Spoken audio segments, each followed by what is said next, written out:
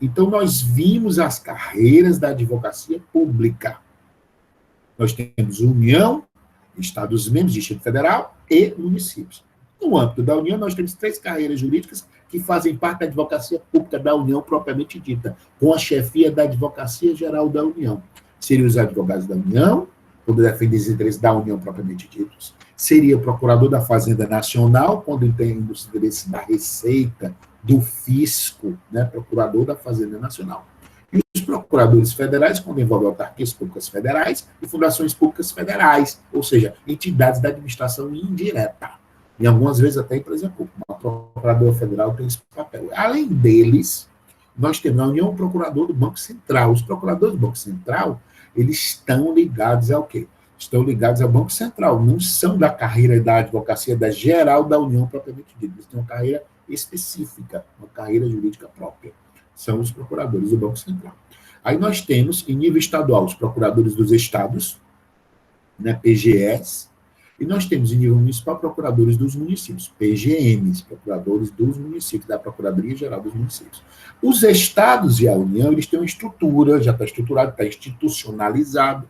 Já os municípios, muitas vezes, eles não têm uma estrutura de procuradoria, até porque a Constituição ela não exige isso, que tenha uma estrutura de procuradoria. Há uma luta para que tenha, mas ainda não foi atingido esse patamar, até porque, gente, nós temos mais de 5 mil municípios no Brasil.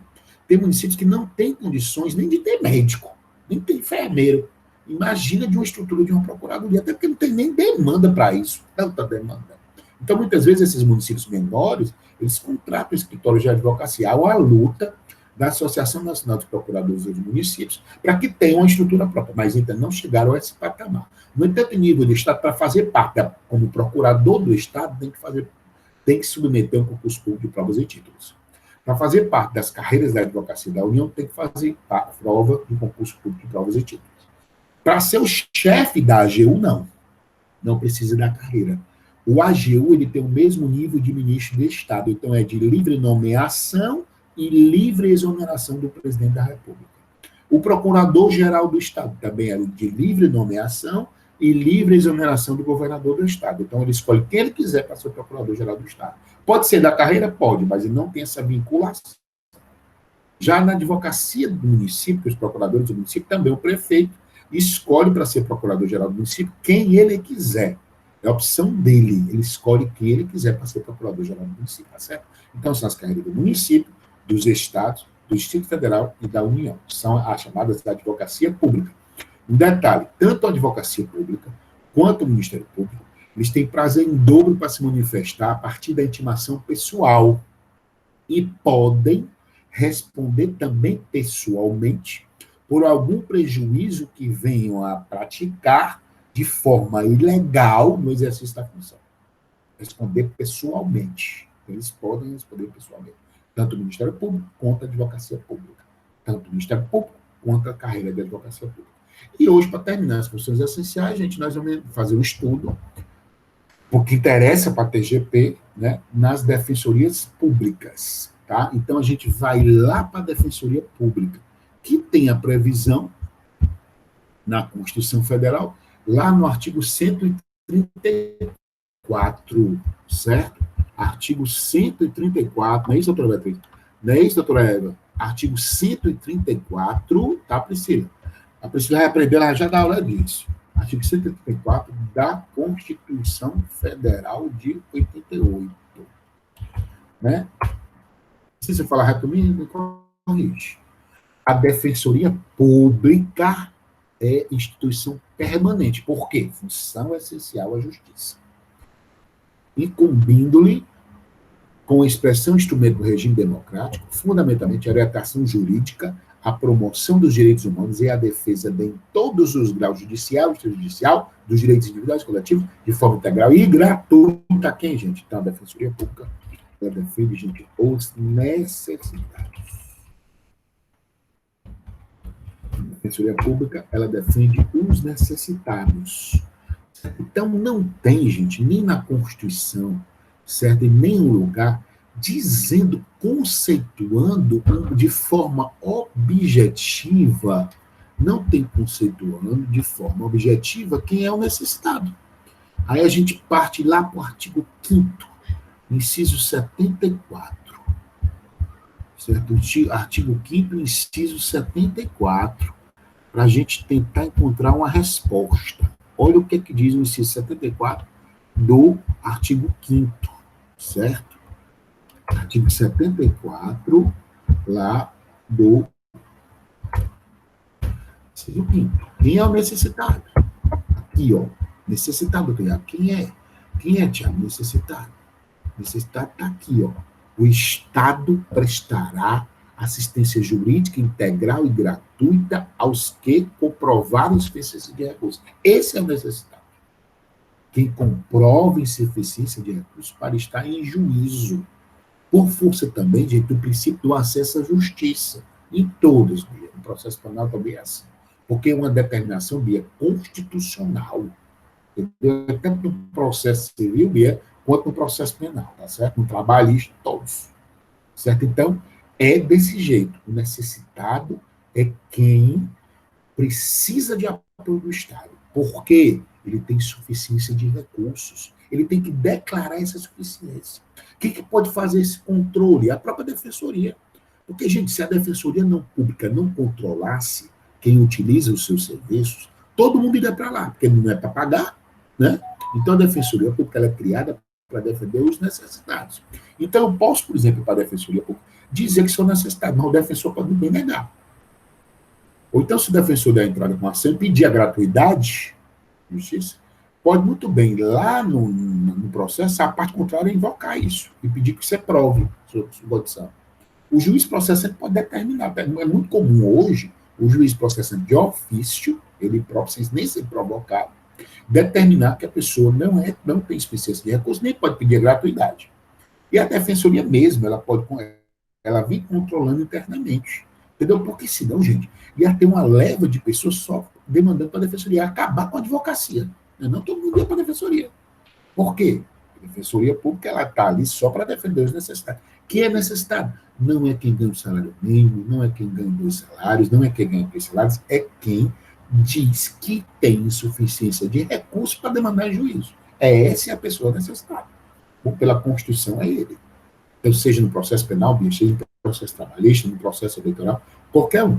Porque a defensoria pública ela foi dividida no Brasil em 2 órgãos. Nós temos as defensorias públicas dos estados, as DPS. Nós temos as DPS, Defensorias Públicas do Estado, e nós temos as DPUs, Defensorias Públicas da União. A DPE, Defensoria Pública do Estado, ela defende os interesses dos necessitados dentro da jurisdição comum estadual. A DPE defende os interesses processuais dos estados dentro da estrutura da jurisdição comum estadual. A DPU, ela vai funcionar dentro das jurisdições que são mantidas, ou os órgãos do Poder Judiciário, que são mantidos pela União. Quem são os órgãos do Poder Judiciário que são mantidos pela União? Jurisdição Federal, Jurisdição Eleitoral, Jurisdição Trabalhista, Jurisdição Militar, todas são o quê? Mantidas pela União. Então, as jurisdições que são os órgãos do Poder Judiciário, quais sejam mantidos pela União, eles são o quê? Sujeitos à defesa dos defensores públicos da União. Então, a Defensoria Pública da União cuida dessa parte, a Defensoria Pública do Estado cuida da outra parte, certo?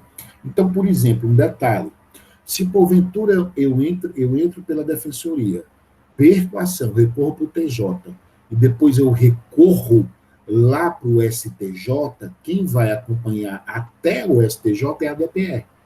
A DPU está na estrutura, gente, das jurisdições, dos órgãos do Poder Judiciário, sujeitos aos poderes judiciários que são mantidos pela União.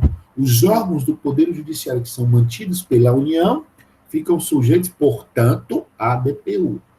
O que não estão sujeitos à União ficam sujeitos, portanto, à DPE, que é o caso, a jurisdição comum estadual, tá bom? Então, não há uma ligação e não há uma subordinação entre DPE e DPU.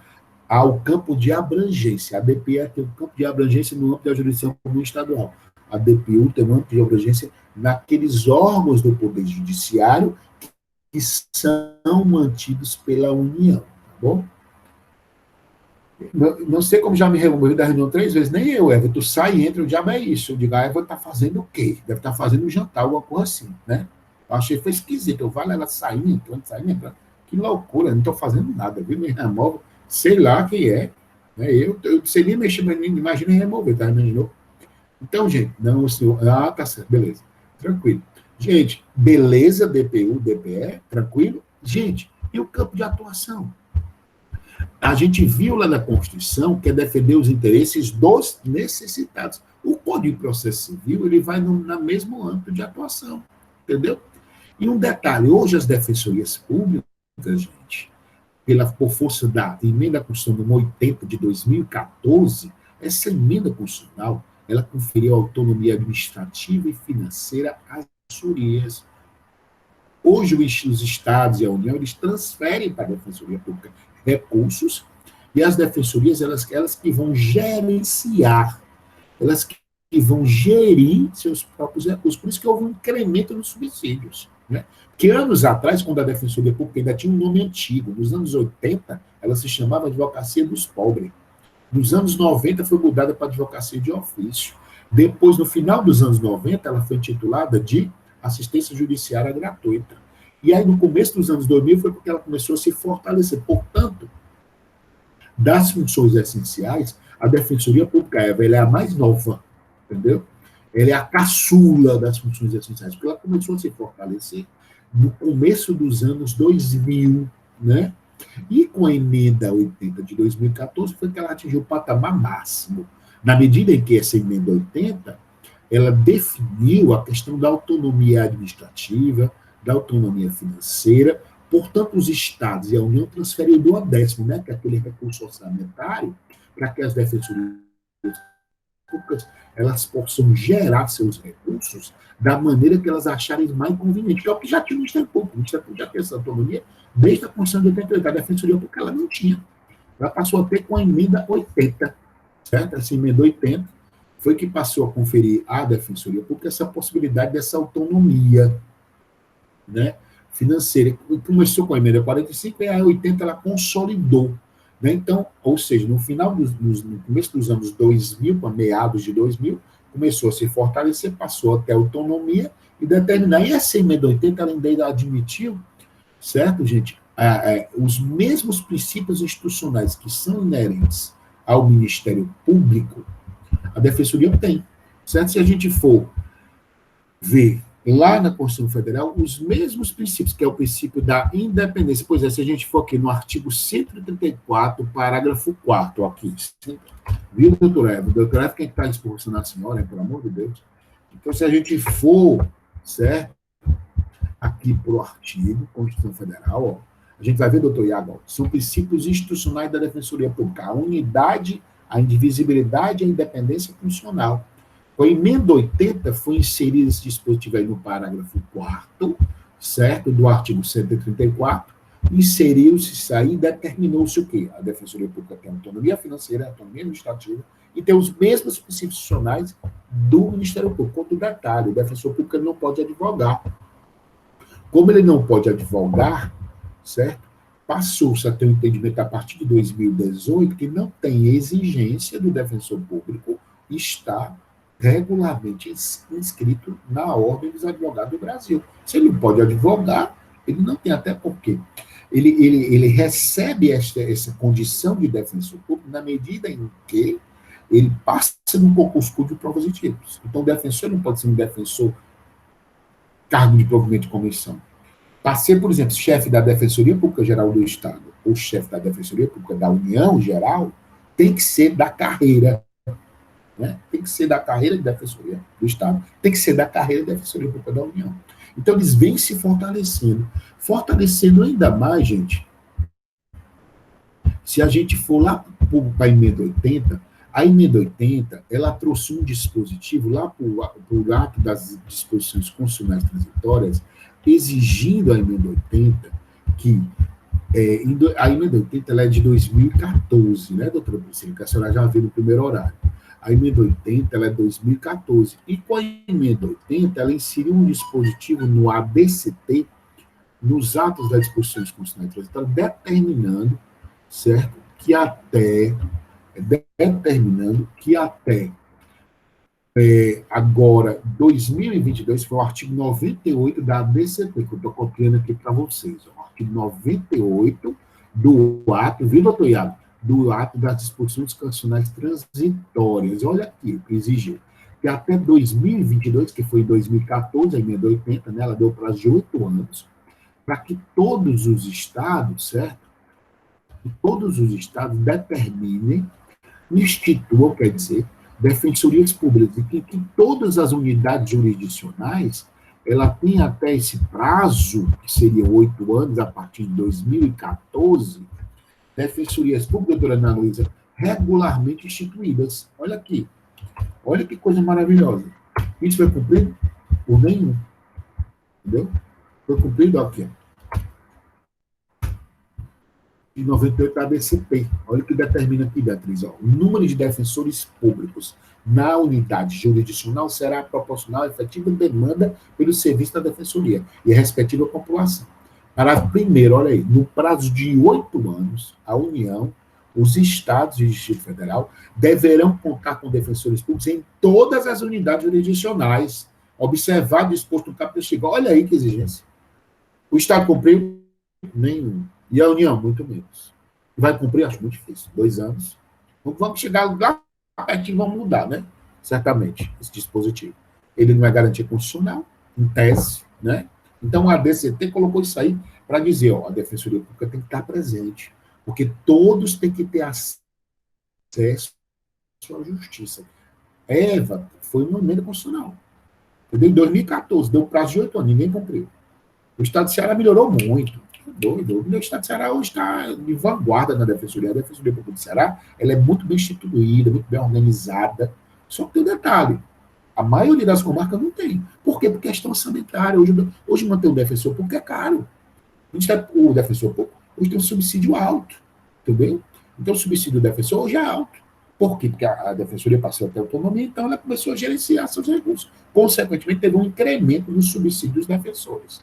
Né? Então, assim, eles tiveram ainda das garantias, ou seja, eles vêm crescendo muito. Eu diria que nós vamos ter, num dado momento, o Beatriz ou Eva, uma super defensoria. Vai ser um órgão tão organizado que ele vai conseguir, inclusive, superar o Ministério Público. Escrevam aí. Porque ele vem crescendo e é o mais novo. Né? Você tem uma batalha, você está ali defendendo pessoas necessitadas que não tem qualquer tipo de esclarecimento. O que é isso? O bichinho. Não tem qualquer tipo de esclarecimento. É difícil. Tem que ser vocacionado. Infelizmente, muitas pessoas que estão indo para a defensoria, porque elas não são vocacionadas. Elas estão ali por causa de subsídio, que é difícil. Você está ali para defender os interesses de pessoa necessitada e não tem, muitas vezes, o mínimo esclarecimento. Você está ali para defender os interesses dele. A Constituição garantiu isso e houve um incremento nesse sentido. Então, a Defensoria Pública tem esse papel. E tem também o prazo em dobro, como tem a Advocacia Pública, como tem o Ministério Público, para se manifestar. Até porque o defensor público ele não é um advogado particular. Então, ele vai ter, acaba tendo menos tempo, porque é uma demanda muito grande, para quê? Para resolver as questões inerentes à pessoa necessitada, né, que ele está respondendo. Então, por isso que ele tem um prazo em dobro, a partir da intimação pessoal. E pode responder também pessoalmente, ele, o defensor pessoalmente, se cometer algum ato que venha a gerar que é um prejuízo, algum ato ilegal no exercício da função. Ele pode responder ele pessoalmente, não é a instituição defensoria, como ocorre também com a advocacia pública, como ocorre também com o Ministério Público, qualquer gente. Então, nós vimos as 4 funções essenciais, nós vimos o Ministério Público, processualmente, nós vimos a advocacia pública, nós vimos a defensoria. Alguma pergunta sobre funções essenciais, gente? Pode passar? Gente, agora nós vamos entrar para o objetivo primordial, estudar o objetivo primordial da nossa disciplina, que é estudar o processo. Nós estudamos o que? Nós fizemos um histórico, como começou, o porquê de predominar o processo hoje, o porquê de predominar a jurisdição. Aí a gente estudou o que é a jurisdição. Nós estudamos como é que eu exercito o meu direito subjetivo de ação enquanto autor. Nós estudamos como é que exercita o direito subjetivo de exceção ou de defesa enquanto réu. Nós vimos qual é o papel da magistratura. Nós vimos, além da magistratura, para formar o processo, para consolidar o Estado democrático de direito, nós temos as chamadas funções essenciais. A gente viu o Ministério Público, a gente viu a advocacia, a gente viu a advocacia pública. A gente terminou hoje com a defensoria. Agora, nós vamos começar a finalizar o nosso estudo da disciplina estudando o processo, estudando pontos gerais do processo. Evidentemente, os aprofundamentos, meus amigos, vocês vão fazer processo civil 1, processo civil 2, processo civil 3. Aqui, nós vamos fazer um apanhado geral, como a gente vem fazendo desde o início. E para que a gente comece a estudar processo, eu vou abrir aqui, tá, para vocês. Eu vou tentar agora, tá, colocar aqui um slide, né? A primeira vez que eu estou passando isso, tá? Eu treinei, né? Aqui no primeiro horário, deu certo, né? Vamos tentar agora fazer no segundo horário, tá bom? Vamos lá, ó. Tá? Algum de vocês diz que se tá ok? Tá ok? Alguém pode pegar o microfone, tá ok? Apareceu aí o slide? Apareceu, professor. Pronto. Então, gente, nós vamos começar a estudar o processo. Tá? Nós vimos o quê? Eu faço sempre aquela comparação, aquela metáfora que estabelece o seguinte: nós temos um trem. Esse trem é o processo. O trem vai andar em cima de um trilho. O trilho é o procedimento. Só que esse trem tem vários vagões. Os vagões seriam os atos. Então, o processo é a soma de atos concatenados na busca da jurisdição. Esse trem vai em busca, vai em um caminho. Ele vai chegar num fim. Qual é o fim do processo? A busca da jurisdição. Então, o processo é a soma de atos concatenados na busca da jurisdição. Gente, eu vou combinar com vocês o seguinte: como está na tela aqui, eu não estou conseguindo ainda ver o chat, quem te quiser alguma pergunta, pede para abrir o microfone, tá bom? Ou então escreve, aí no final eu vejo o chat, se tiver alguma pergunta eu respondo. Quem não quiser usar o microfone. Então nós estamos vendo aí, o processo nasce com a propositura da demanda. Então o processo ele nasce a partir do momento em que eu ajuizo uma demanda através da petição inicial, lá com base artigo 319 do Código de Processo Civil, ajuizo a petição inicial, propus a demanda. Só que ele só se forma, ele só se consolida quando tem a presença do réu, até por força do princípio do contraditório. Então, é a partir da citação válida que a relação jurídica está formada, que o processo se concretizou mesmo. Então, ele nasce com a demanda. A partir do momento em que eu ajuizo a demanda, nasceu o processo. Mas a formação dele, ela se implementa com a citação válida, que é um ato de comunicação que nós vamos estudar na próxima aula. Então, o processo nasce com a propositura, mas se implementa dessa forma. Aí nós vimos o procedimento. O procedimento é aquele trilho, né? É o caminho que esses atos processuais eles vão ter que observar na busca da tutela jurisdicional. Seria o procedimento. E o procedimento padrão, meus amigos, seria o procedimento comum.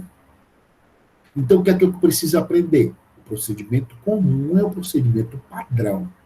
As variações do procedimento comum, a lei vai estabelecer e ela vai dizer expressamente. Portanto, quando a lei não disser expressamente como é o procedimento, nós vamos estudar, vamos aplicar naquele processo o procedimento comum. Por que o procedimento comum? Ele é a regra geral. Por isso que eu estou dizendo aí, aplica-se em regra geral a todos os processos o procedimento comum. Aplica subsidiariamente aos demais procedimentos especiais e processo de execução. Como é isso? Tem procedimentos, gente, que eles têm algumas peculiaridades. Quando o procedimento tem uma peculiaridade, ou ele necessita de uma peculiaridade, a lei vai dizer. Esses procedimentos que necessitam de uma peculiaridade, eles são chamados de procedimentos especiais. E no caso de processo de execução, é fazer cumprir o que foi determinado no processo mesmo de conhecimento. Então, o procedimento é o caminho, é o rito que os atos processuais vão seguir. Qual é o procedimento padrão? É esse aqui. Procedimento comum, é esse aqui. Esse é o procedimento padrão. Começa com petição inicial, depois a audiência de mediação e conciliação, que só não tem se ambas as partes não quiserem, né? ou se porventura o direito que está ali não admite autocomposição, mas a regra que tenha. Depois eu vou ter a contestação. O que é a contestação? Hoje é o exercício do direito subjetivo de exceção de defesa em regra na contestação. Eu consolido na contestação. A outra forma que eu tenho de exceção seria a questão da reconvenção, mas a contestação seria o instrumento de defesa propriamente dito. Teve a contestação e a parte contestante, que é a parte do polo passivo, levantou algum ponto relevante que precisa da manifestação da parte autora. Como é que a parte autora se manifesta, senhores? Como é que se manifesta, excelências? Como é que se manifesta, Beatriz? Como é que se manifesta, Ana Luísa? Pela réplica. A réplica é um documento da parte autora.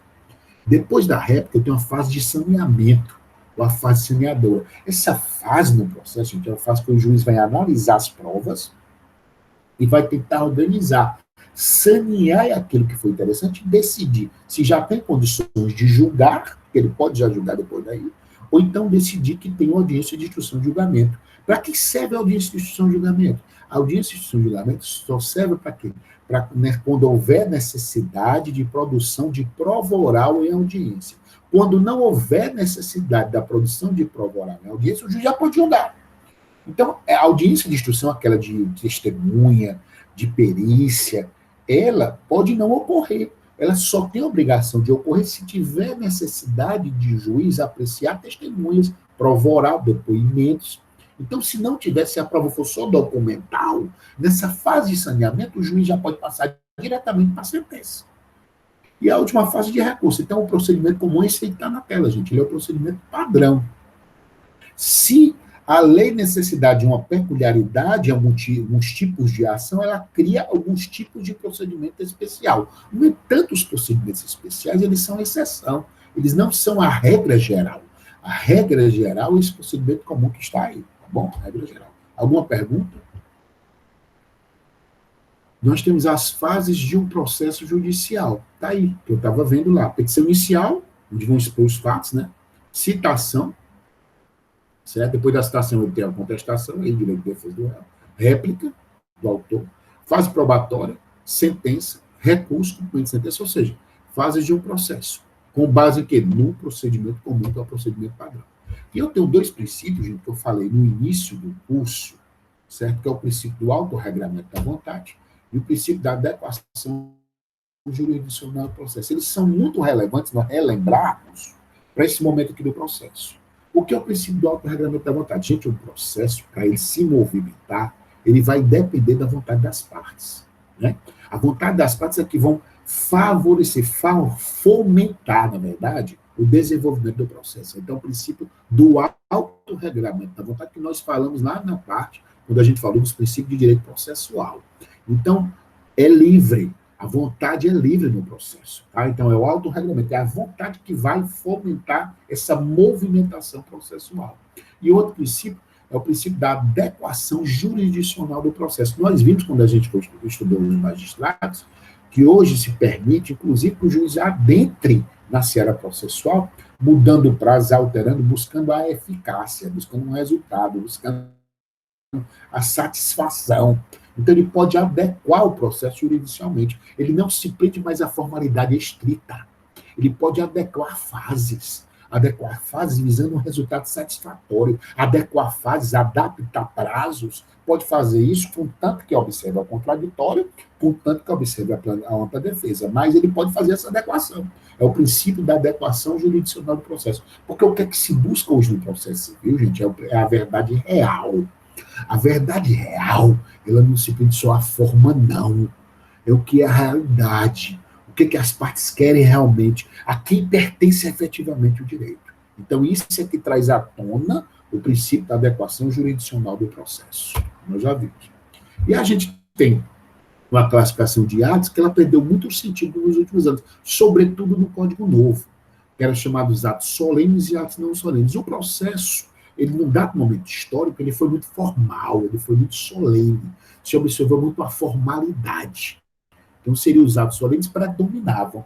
Os atos não solenes são os atos mais informais, que é uma tendência que o nosso processo civil ele segue, de buscar mais uma informalidade, porque o que é que ele busca, o que é importante? É o resultado, é uma satisfação. Então, o aspecto formal ele acabou perdendo muito a força e o fôlego. Então, essa classificação ela ainda existe. Tem atos processuais que eu vou apresentar a vocês, eles são muito solenes, são muito formais, as partes não podem movimentar muito, certo? São formais, são solenes. Mas hoje há uma tendência de os atos serem não solenes mesmo, ou seja, mais informais, buscando mais resultados, buscando mais satisfações. Então, seria essa primeira classificação, solenes e não solenes. E nós temos os atos processuais quanto aos sujeitos, que tem os atos que são praticados pelas partes. Por exemplo, petição inicial, contestação, réplica, transação, são atos das partes. Dos juízos, nós vimos, né? Nós vimos os despachos, nós vimos as decisões interlocutórias, nós vimos as sentenças e nós vimos nos âmbitos dos colegiados os acórdãos. E atos dos auxiliares da justiça, por exemplo, juntar de documentos, preparar o processo com julgamento, são os atos dos auxiliares. Receber, protocolar, juntar nos autos, são os atos dos auxiliares da justiça. E aí, para a gente concluir a aula de hoje, é importante a gente começar a preparação para estudar na próxima aula o artigo 188, que diz o seguinte: os atos e os termos processuais independem de forma determinada. Está vendo? Está vendo? Eu fiz a classificação, disse que tinha os atos solenes e os atos não solenes. Os atos solenes são os formais propriamente ditos, mas eles perderam o fôlego, não é que eles deixaram de existir. Como diz aí, ó, os atos e termos processuais independem de forma, salvo quando a lei expressamente exigir, seriam os atos solenes. Considerando os válidos, os que realizados de outro modo lhe preenchem a finalidade essencial. Gente, esse artigo 188, que eu vou interromper agora, vocês vão olhar para a minha feiura novamente, certo? Artigo 188. Não estou vendo, viu? A Bea, viu? Deu tudo para ver? Tudo certo, gente? Deu? Que a Bea está dizendo que não viu? Ah, deu, tá bom. Gente, esse artigo 188, Bia, Priscila, Cristina, Iago, certo? Anderson, Eva, Luana, Michele, o mulherio aí, João Vitor, predominando, por isso que as mulheres estão dominando o mundo. Ó, gente, esse artigo 8, doutora Priscila, ele fala da instrumentalidade das formas. Instrumentalidade das formas, que é o que a gente vai começar a discutir na próxima aula. O que é a instrumentalidade das formas, gente? A forma ainda é relevante. Artigo 188. A forma ainda é relevante. E tanto, se eu atingir o resultado de outro meio, se não que está formal, eu tenho que considerar. Porque o que importa é a satisfação. O que importa é o resultado. O que importa é a busca do direito. O que importa é garantir a verdade real. Isso aqui diz o artigo 188, tá bom, gente? Que é o que a gente vai começar a estudar na próxima aula, tá bom? Eu espero, eu vou concluir agora nisso aqui e vou abrir para as perguntas.